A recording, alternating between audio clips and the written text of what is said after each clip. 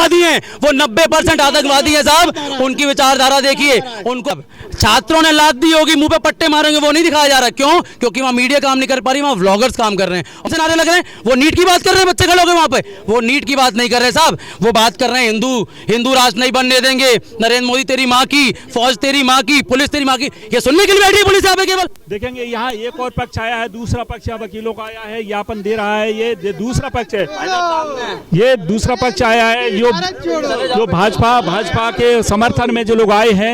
ये दूसरा पक्ष यहाँ जो ज्ञापन दे रहा है भाजपा के समर्थन में आए हैं, उसी लेकर एक विवाद की स्थिति निर्मित हुई। हालांकि ज्ञापन दिया जा रहा है प्रशासन को, और ये ज्ञापन एक पक्ष विरोध कर रहा है, आप समर्थन कर रहे हैं। इसमें साहब कोई भी पक्ष विरोध कर रहा है, वो कौन सा पक्ष है वो आप भी जानते हैं और वो हम भी जानते हैं। औरतों के स्टेटमेंट पढ़िए, फलाना करो, ढिकाना, बच्चों को मत मारो, फलानी चीज मारो। ये क्या एक शोभनीय स्टेटमेंट है?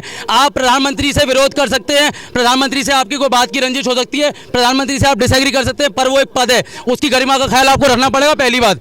दूसरी बात, राष्ट्र विरोधी ताकतों को आप लेके उसमें इंटरवीन करा चुके हैं। वहां पे कौन से नारे लग रहे हैं? वो नीट की बात कर रहे हैं, बच्चे खड़े हो गए वहां पे। वो नीट की बात नहीं कर रहे साहब, वो बात कर रहे हैं हिंदू राष्ट्र नहीं बनने देंगे, नरेंद्र मोदी तेरी माँ की, फौज तेरी माँ की, पुलिस तेरी माँ की। ये सुनने के लिए बैठी है पुलिस यहाँ पे केवल।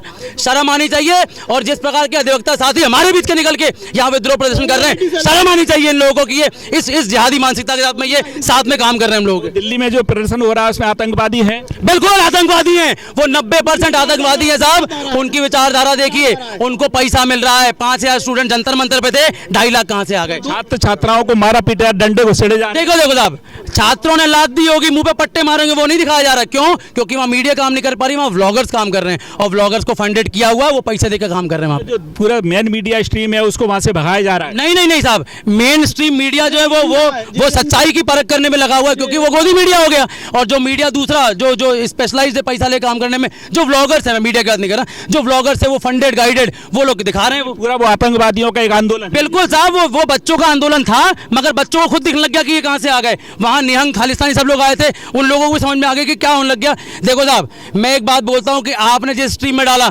पंजाबियों को भी दिखने लग गया कि ये गलत हो रहा है, उन्होंने भी अपने स्टेटमेंट दिए। आप यूट्यूब और सबके माध्यम से देख सकते हैं क्या चल रहा है।